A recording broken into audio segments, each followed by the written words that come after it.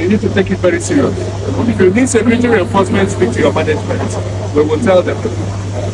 Our conclusion, our own understanding is that you're selling this from here. There is no other place that they manufacture it from. You understand? So please take this very serious. So this is a forewarning that from tomorrow, if we see peddlers around, we will not ask any question. Oh, we will withdraw your license. Okay? Please take it very serious. It is posing safety concerns for Nigerians. No selling in Jerrycans, no other dispensing, and you make sure that peddlers are not within your proximity. Proximity includes across the road and around here. We will hold you responsible from today if we see that going on. Total, are you very clear about this? Thank you very much. Any questions? No questions. Thank you. Please lead us to that illegal dump behind your place. Let's go. That's the Nigerian Mainstream and Downstream Petroleum Regulatory Authority issuing a stern warning to fueling stations that they should stop dispensing fuel in jerry cans. What this means is that if this warning is being followed by the fueling station across the country, those people that go to filling station with jerry cans to buy fuel to run their generator in their homes, in their businesses, and in whatever capacity they want to run their generator with, the fueling station is not going to sell fuel to them because they came with jerry cans. According to them, it is risky. That's what this man is saying. Nigeria is the only country that works against her citizens. Other countries work in favor of their citizens. They work to make life better for their citizens. They work to make life easier for their citizens. They work to ensure that their citizens live comfortably in their country. But Nigeria is the only country I've seen that will bring out policies to ensure that they punish their citizens.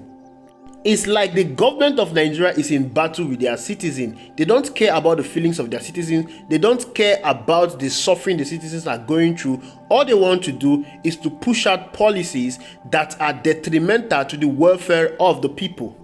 The man in question is saying that selling fuel in jerrycan can lead to disaster. Of course, we know that some Nigerians are careless, especially with fuel. They buy fuel in jerrycans, store it in their home, and these fuel are sometimes kept where there is fire, and this has led to fire outbreak over the years. But there is a reason why Nigerians buy fuel in jerrycans and keep it in their home. That is because we have a very poor power supply. Even recently, power supply has increased in the country, but I can tell you that it is not stable and enough for people.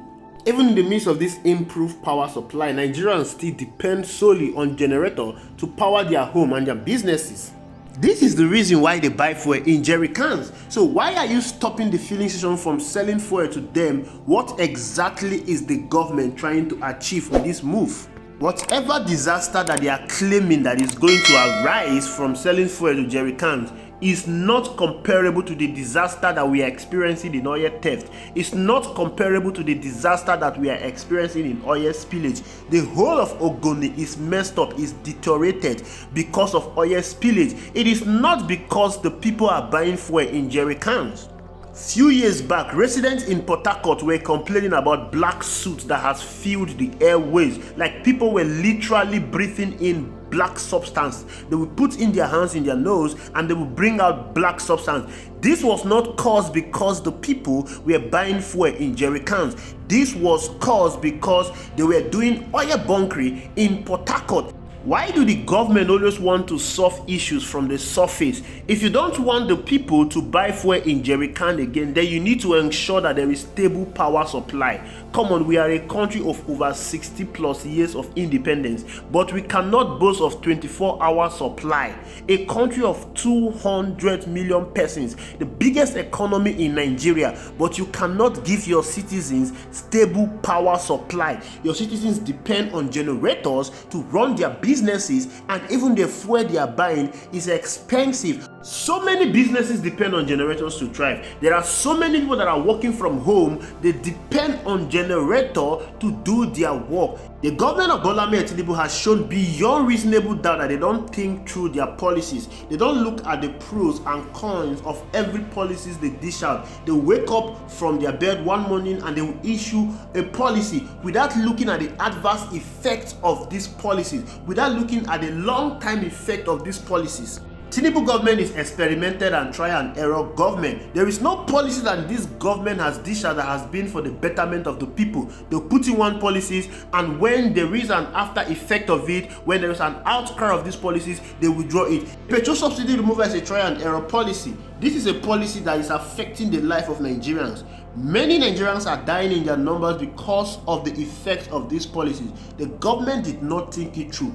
If it was well thought out, they would have put in things in place to mitigate the effect of these policies. But no, this government do not know what they are doing. They are not there with a purpose, they are not there with a direction. All they want to do is wake up one morning, try one policy and see if it will work. If it doesn't work, voila, they move on. If the fueling station stops selling fuel to people in Jerrycan, it's going to affect the economy because many businesses will go down. Come on, there are little businesses, SMEs that depend on petrol to ensure that they run on a daily basis. If the fueling station stops selling fuel to these people, these businesses will go down. It will lead to unemployment. It will definitely affect the economy. We're not even talking about this household effect of it because someone like me, I depend on generator to do my stuff.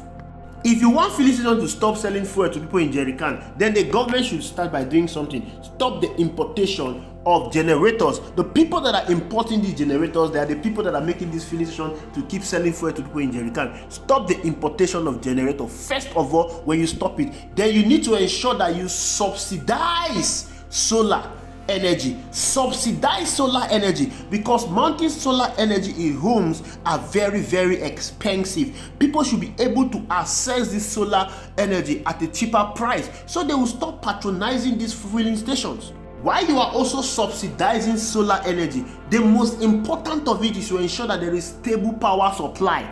Even if you are not giving the people stable power supply, at least a 20-hour stable power supply a day is enough. Don't tell me this is not possible. It is possible, but the problem is because we don't have a government that have the willpower to ensure that they do what is right for the people. This government have political power, but they don't have political willpower to bring the needed change.